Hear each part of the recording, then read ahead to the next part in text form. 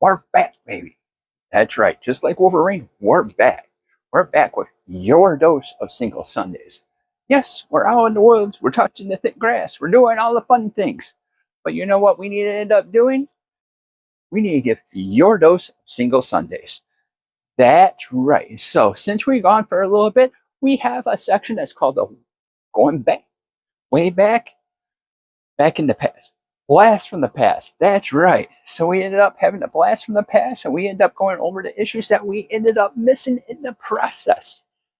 So I ended up ranking all these books that came back from the past from what we ended up thinking about and what we were reading. Okay. So let's get going from the blast from the past. We have coming in at 1, 2, 3, 4, 5, 6. So we have a top 6 from the blast from the past section, and that is going to be the first one is going to be Batman number 11. We ended up having some kind of fun that came with the story coming together. This is by Matt Fraction and Hey Menendez. Coming in at number 5, it's Jeff. The new number 1 for him. It's the Superstar number 1. I always have fun with Jeff. It's a nice, fun leftover story, and honestly, it comes over exactly what you want when you end up needing it. Has some fun shenanigans between a little octopi that's on Jeff's head and Jeff, and it gets its point across. Coming in at number 4, it's going to be by the way, It's Jeff is by Kelly Thompson, and I'm not even going to say, I want to say Tokaru. Next one up is going to be Absolute Green Arrow number 2. This has a bunch of stuff that goes on with Dinah. Ends up having some shenanigans to go on with it. We end up having a character loss that becomes over Dinah's fault that she was supposed to be protecting. So it was a good story that came along with it. Next, we're coming into the meat of things here, and this is going to be Thundercats X Silverhawks number 4. What happens in this? Well, we get more of the entire Blackbird protocol, or a Black Hawk protocols that comes over there. We get to be knowledge that was a secret project that was going on, hidden from all the Silverhawks, all of them. Also, we get a reintroduction of a character that, if you're a Thundercat fan, that you end up loving. We get that right at the end, and it kind of, voice actor wise, I don't know if you realize it, but the good chunk of the voice actors from Thundercats went into Silverhawks. So for me, when I was reading it, I had the different voice actors going over, and they were shaking over with it. And it had a great interaction between said previous character and the Silverhawk of Bluegrass. And if you know, you know, because said character was voiced by one character, but it was also the other one, Bluegrass, is voiced over by the person that did the Lion, Mr. Larry Kenney. Number 2 for the Blast in the Past is going to be, forgive me.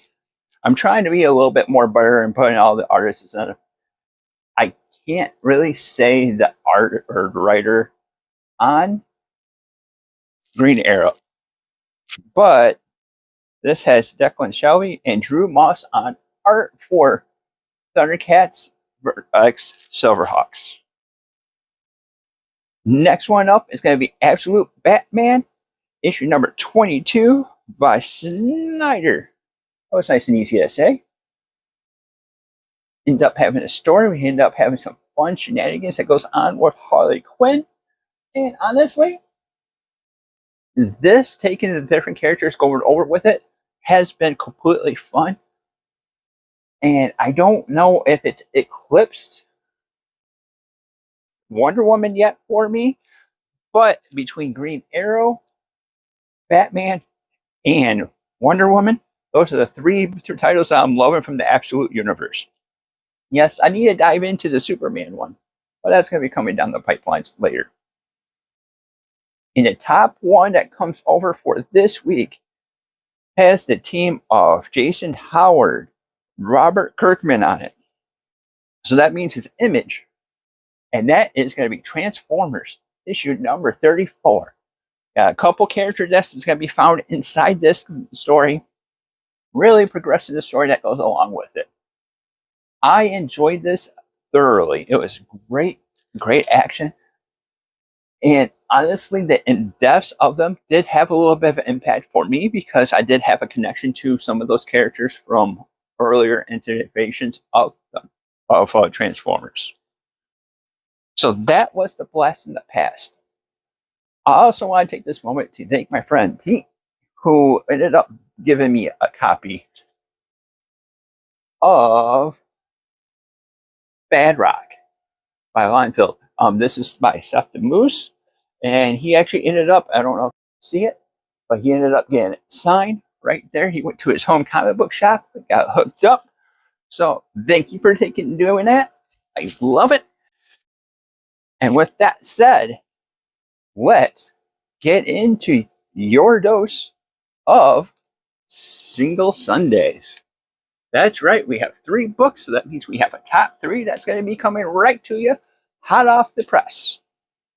So, coming in at number 3, it is going to be Captain America, issue number 13. That's right, Cap's down. We end up having a moment with Spider-Man that goes over with him while he's down in the hospital room, taking over to recover it.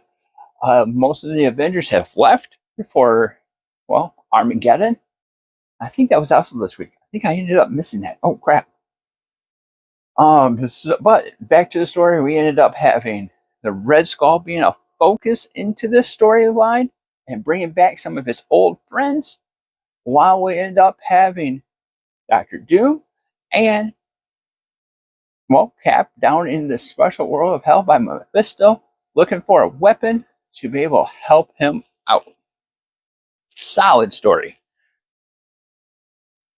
Coming in, and that is by Chip Zdarsky and Fema.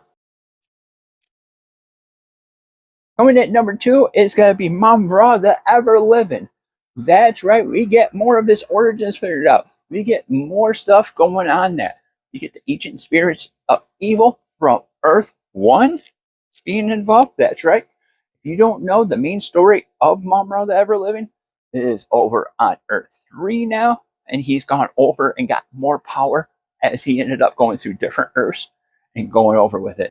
So this is going to be the story where he ends up trying to take on the agents of evil to be able to get more power. Does that happen? What's going to end up going on? Well, you'll have to find out. This is from Declan Shalvey and the Bosco. Solid story that goes along with it, and adding more lore to Mumm-Ra is always a lovely thing.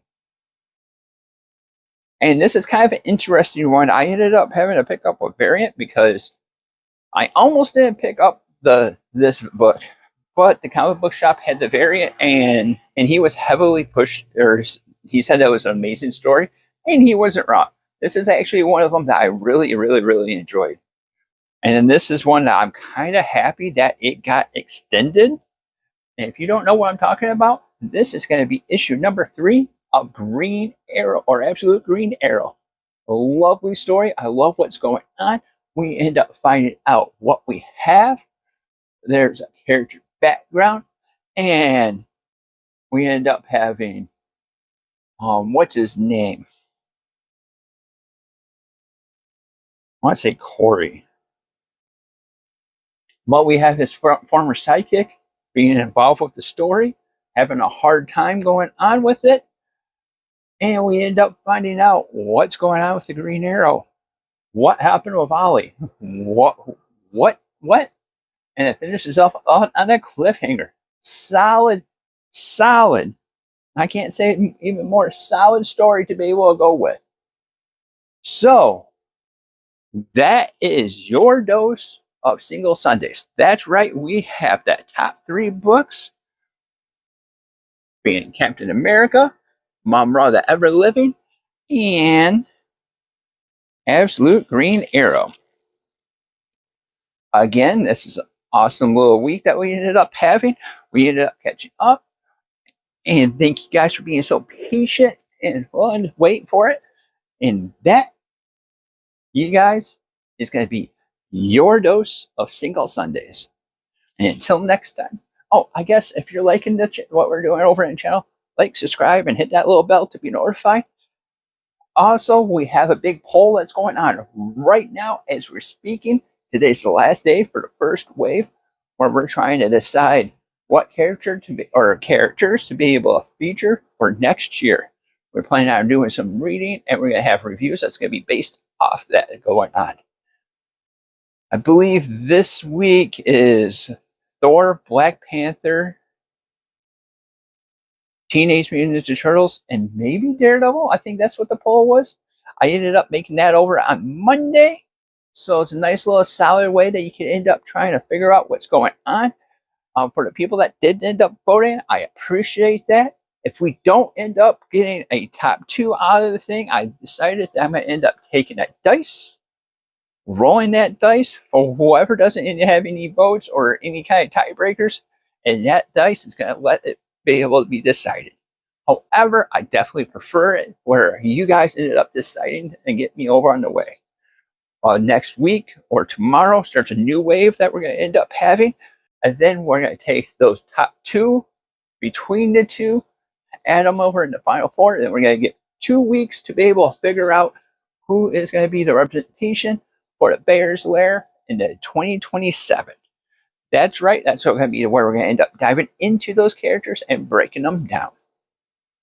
So, with that said, that was your dose of Single Sundays. And thank you for watching. And until next time, we'll see you